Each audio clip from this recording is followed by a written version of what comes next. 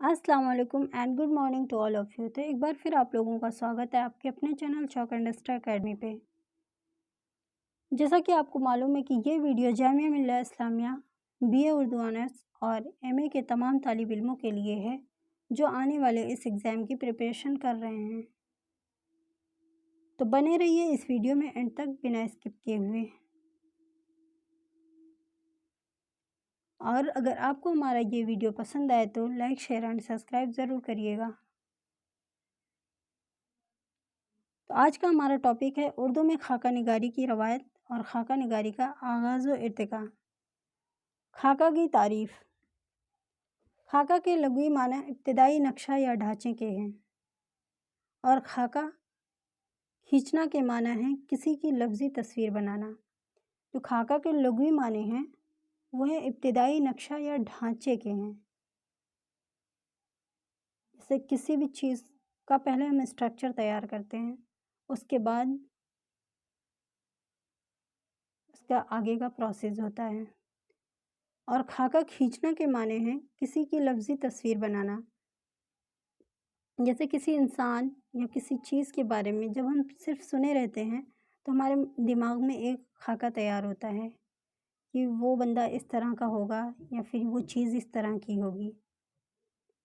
अदबी इस्तिलाह में खाका ऐसी सिन्फ़ नस्र है जो मुख्तसर होने के बावजूद किसी शख्सियत का भरपूर तासुर पेश करे। अदबी इस्तिलाह में खाका ऐसी सिन्फ़ नस्र है जो मुख्तसर होने के बावजूद किसी शख्सियत का भरपूर तासुर पेश करे।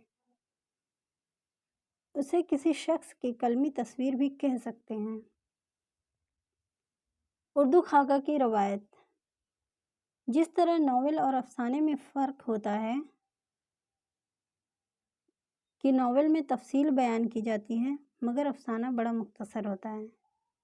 एक सिन्फ़ है नावल और एक है अफ़साना।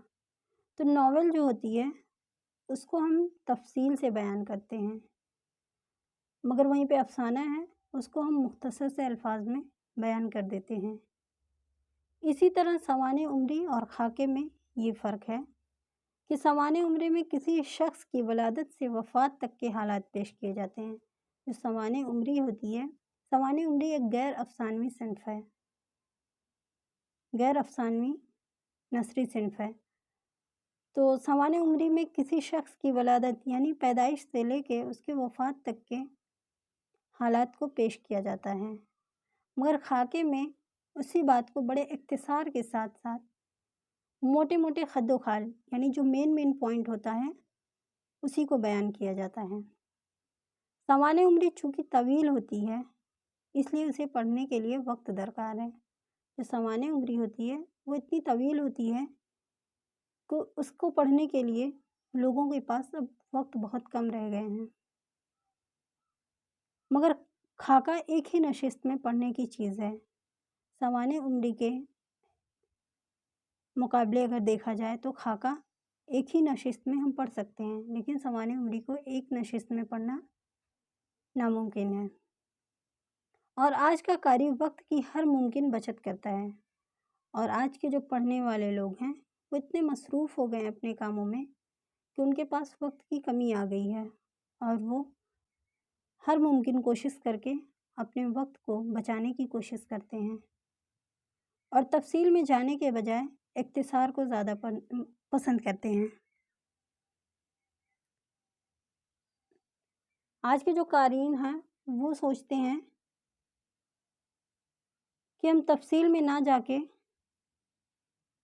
कुछ ऐसा पढ़ लें कि हमें पूरी मालूमात भी हो जाए और हमारा पूरा भी हो जाए। तो यही वजह है कि लोग खाका की लिखने की तरफ ज़्यादा राग़िब हो रहे हैं। खाका निगारी की ख़ुसूसियात। एक उम्दा खाके की खूबी ये है कि ज़ेरे कलम शख्सियत की वज़ाकता, तराश खरास, चाल ढाल, लिबास, नशिस्त व बर्खास्त, क़याम व बआम, पसंद नापसंद बयान करने के अलावा उसकी आदात व एतवार और कारहाय नुमायाँ इस तरह बयान किए जाते हैं कि वो शख्सियत कारी की नज़रों के सामने चलती फिरती नज़र आती है। خاکہ میں ہم اس کی خوبیوں کے ساتھ ساتھ اس کی کمزوریوں سے بھی واقف ہو جاتے ہیں۔ خاکہ ایک ایسی صنف ہے جس میں ہم اس کی خوبیوں یعنی اس کی اچھائیوں کے ساتھ ساتھ اس کی کمزوریوں سے بھی واقف ہو جاتے ہیں، کہ اگر خاکہ نویس کا قلم بے ساختہ اور شگفتہ ہے تو وہ زیر عنوان شخصیت کا حال حقیقی زندگی سے قریب رہ کر بڑے سلیقے کے ساتھ بھی قصد بیان کر سکتا ہے۔ اردو کا پہلا خاکہ نگار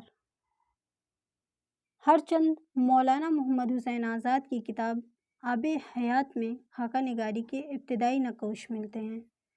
مطلب جو ابتدائی نقوش ہیں وہ محمد حسین آزاد کی کتاب آب حیات میں ملتے ہیں، لیکن اردو کے پہلے باقاعدہ خاکہ نگار مرزا فرحت اللہ بیگ ہیں، جنہوں نے نذیر احمد کی کہانی کچھ ان کی کچھ میری زبانی کے عنوان سے اپنے استاد محترم ڈپٹی نذیر احمد کا خاکہ لکھا ہے۔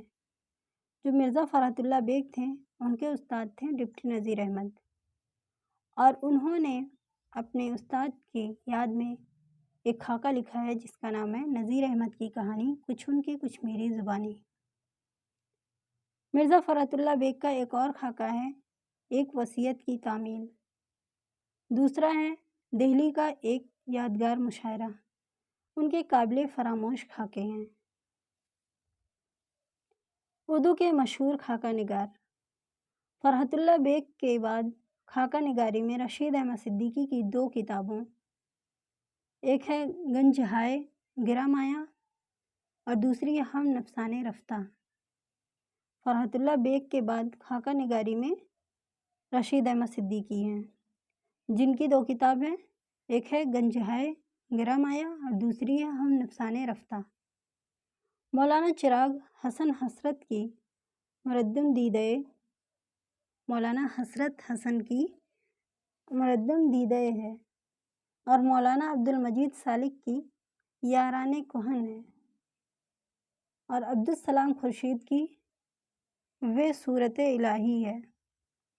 جگن ناتھ آزاد کی ہے آنکھیں ترستیاں ہیں۔ محمد طفیل کی معظم اور مکرم محمد طفیل کے معظم اور مکرم احمد بشیر کی جو ملے تھے راستے میں۔ رئیس احمد جعفری کی دید و شنید اور شاہد احمد دہلوی کی کتاب گنجینہ گوہر کے علاوہ سعادت حسن منٹو کی لاؤڈ اسپیکر گنجے فرشتے اور ممتاز مفتی کے اوکھے لوگ کو اہم درجہ حاصل ہے۔ تو کچھ یہ امپورٹنس خاکہ اور خاکہ نگار تھے۔ تو آج کا ہمارا ویڈیو یہیں تک ہے، ملتے ہیں نیکسٹ ویڈیو کے ساتھ۔ اوکے، اللہ حافظ۔